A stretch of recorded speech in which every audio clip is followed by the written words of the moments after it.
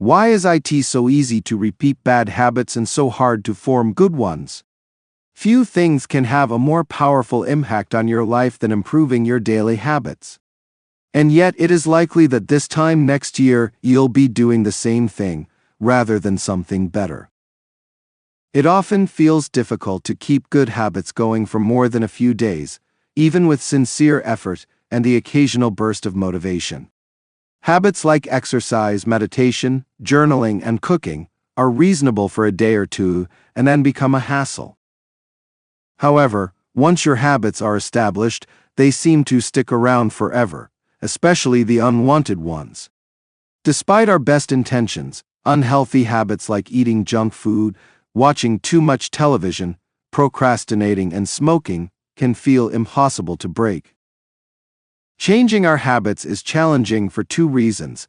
1, we try to change the wrong thing, and 2, we try to change our habits in the wrong way. In this chapter, I'll address the first point. In the chapters that follow, I'll answer the second. Our first mistake is that we try to change the wrong thing. To understand what I mean, consider that there are 3 levels at which change can occur.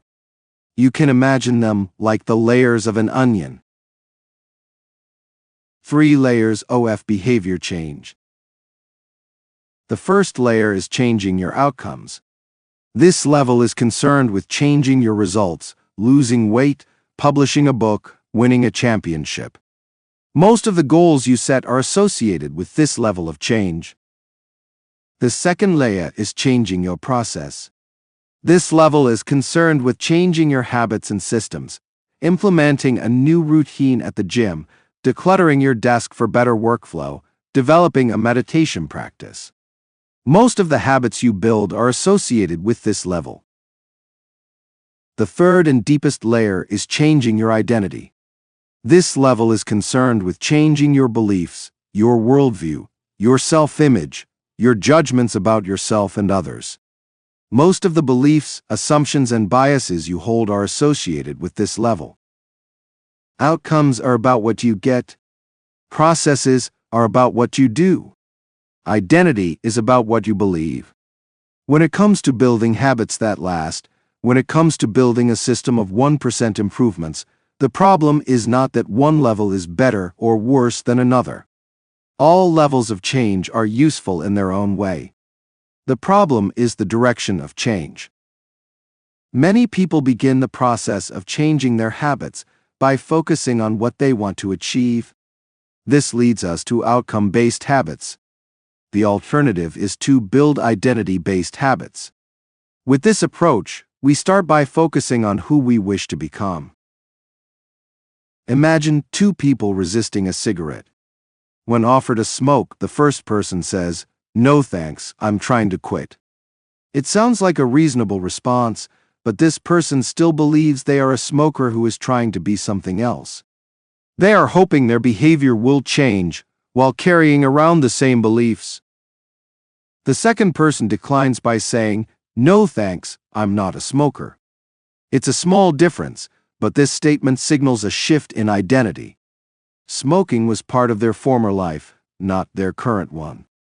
They no longer identify as someone who smokes. Most people don't even consider identity change when they set out to improve.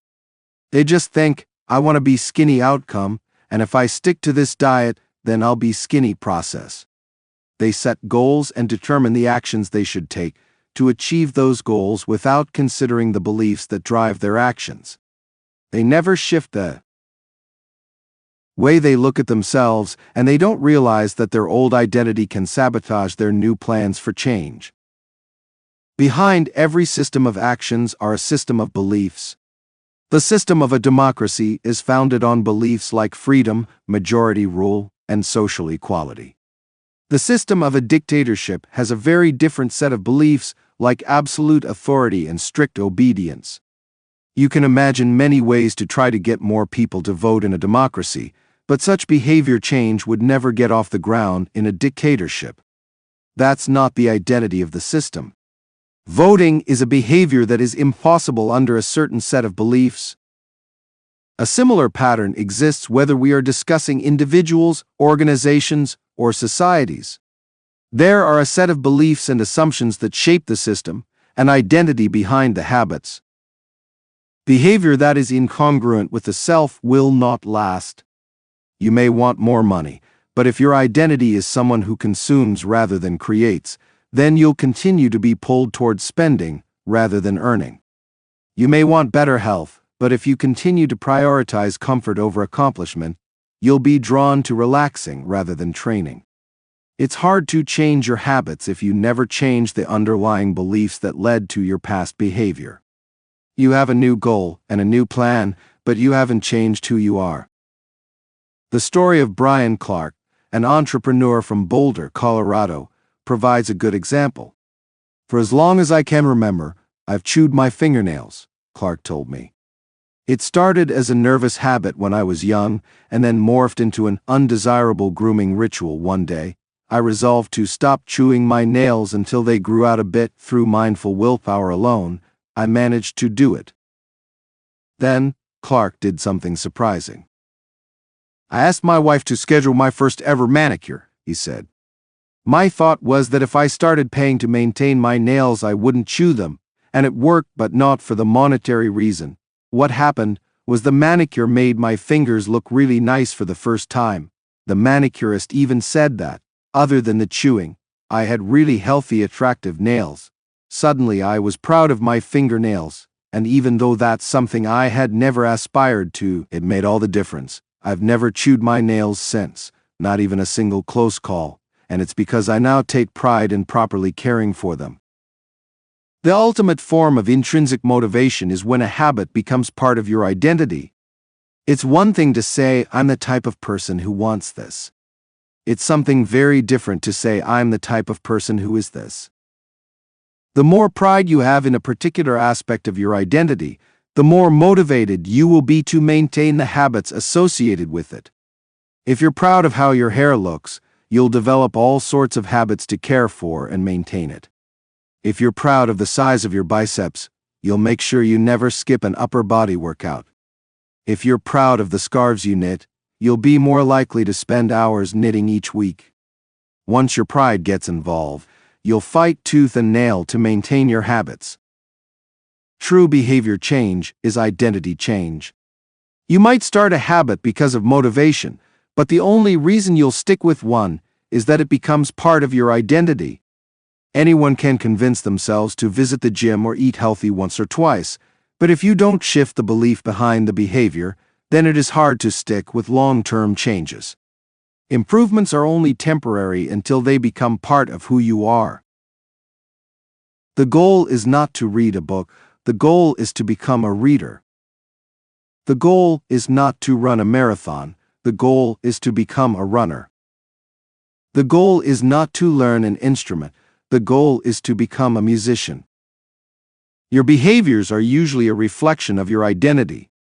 What you do is an indication of the type of person you believe that you are, either consciously or non-consciously. Research has shown that once a person believes in a particular aspect of their identity, they are more likely to act in alignment with that belief. For example, people who identified as being a voter were more likely to vote than those who simply claimed voting was an action they wanted to perform. Similarly, the person who incorporates exercise into their identity doesn't have to convince themselves to train. Doing the right thing is easy. After all, when your behavior and your identity are fully aligned, you are no longer pursuing behavior change. You are simply acting like the type of person you already believe yourself to be. Like all aspects of habit formation, this too is a double-edged sword. When working for you, identity change can be a powerful force for self-improvement. When working against you, though, identity change can be a curse. Once you have adopted an identity, it can be easy to let your allegiance to it impact your ability to change. Many people walk through life in a cognitive slumber, blindly following the norms attached to their identity. I'm terrible with directions. I'm not a morning person. I'm bad at remembering people's names. I'm always late. I'm not good with technology. I'm horrible at math. and 1,000 other variations. When you have repeated a story to yourself for years, it is easy to slide into these mental grooves and accept them as a fact. In time, you begin to resist certain actions because that's not who I am. There is internal pressure to maintain your self-image and behave in a way that is consistent with your beliefs. You find whatever way you can to avoid contradicting yourself. The more deeply a thought or action is tied to your identity, the more difficult it is to change it. It can feel comfortable to believe what your culture believes, group identity, or to do what upholds your self-image, personal identity, even if it's wrong. The biggest barrier to positive change at any level, individual, team, society, is identity conflict. Good habits can make rational sense, but if they conflict with your identity, you will fail to put them into action. On any given day, you may struggle with your habits because you're too busy or too tired or too overwhelmed or hundreds of other reasons. Over the long run, however, the real reason you fail to stick with habits is that your self-image gets in the way. This is why you can't get too attached to one version of your identity. Progress requires unlearning. Becoming the best version of yourself requires you to continuously edit your beliefs and to upgrade and expand your identity. This brings us to an important question. If your beliefs and worldview play such an important role in your behavior, where do they come from in the first place? How exactly is your identity formed? And how can you emphasize new aspects of your identity that serve you and gradually erase the pieces that hinder you? The two-step process to changing your identity. Your identity emerges out of your habits. You are not born with preset beliefs. Every belief, including those about yourself, is learned and conditioned through experience. More precisely, your habits are how you embody your identity. When you make your bed each day, you embody the identity of an organized person. When you write each day, you embody the identity of a creative person. When you train each day, you embody the identity of an athletic person. The more you repeat a behavior, the more you reinforce the identity associated with that behavior. In fact, the word identity was originally derived from the Latin words essentitas, which means being, and identitam, which means repeatedly. Your identity is literally your repeated beingness. Whatever your identity is right now, you only believe it because you have proof of it. If you go to church every Sunday for 20 years, you have evidence that you are religious. If you study biology for 1 hour every night, you have evidence that you are studious. If you go to the gym even when it's snowing, you have evidence that you are committed to fitness. The more evidence you have for a belief, the more strongly you will believe it. For most of my early life, I didn't consider myself a writer. If you were to ask any of my high school teachers or college professors, they would tell you I was an average writer at best, certainly not a standout. When I began my writing career, I published a new article every Monday and Thursday for the first few years. As the evidence grew, so did my identity as a writer. I didn't start out as a writer. I became one through my habits. Of course, your habits are not the only actions that influence your identity, but by virtue of their frequency they are usually the most important ones.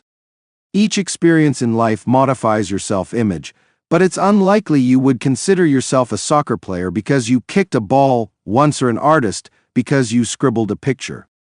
As you repeat these actions, however, the evidence accumulates and your self-image begins to change. The effect of one-off experiences tends to fade away while the effect of habits gets reinforced with time, which means your habits contribute most of the evidence that shapes your identity. In this way, the process of building habits is actually the process of becoming yourself. This is a gradual evolution. We do not change by snapping our fingers and deciding to be someone entirely new. We change bit by bit, day by day, habit by habit. We are continually undergoing microevolutions of the self. Each habit is like a suggestion. Hey, maybe this is who I am. If you finish a book, then perhaps you are the type of person who likes reading. If you go to the gym, then perhaps you are the type of person who likes exercise. If you practice playing the guitar, perhaps you are the type of person who likes music. Every action you take is a vote for the type of person you wish to become. No single instance will transform your beliefs, but as the votes build up, so does the evidence of your new identity. This is one reason why meaningful change does not require radical change. Small habits can make a meaningful difference by providing evidence of a new identity. And if a change is meaningful, it actually is big. That's the paradox of making small improvements. Putting this all together, you can see that habits are the path to changing your identity. The most practical way to change who you are is to change what you do. Each time you write a page, you are a writer. Each time you practice the violin, you are a musician. Each time you start a workout, you are an athlete. Each time you encourage your employees, you are a leader. Each habit not only gets results, but also teaches you something far more important: to trust yourself. You start to believe you can actually accomplish these things. When the votes mount up and the evidence begins to change, the story you tell yourself begins to change as well.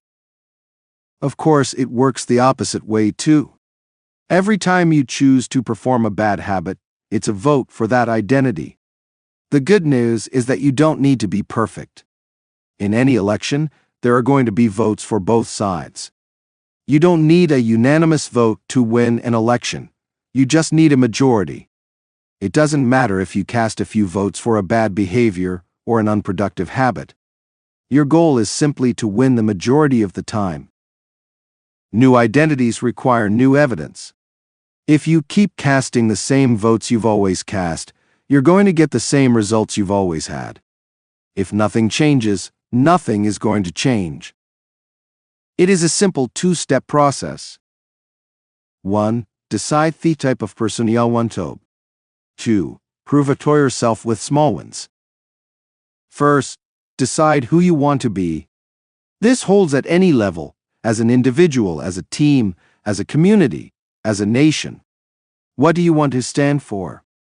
What are your principles and values? Who do you wish to become?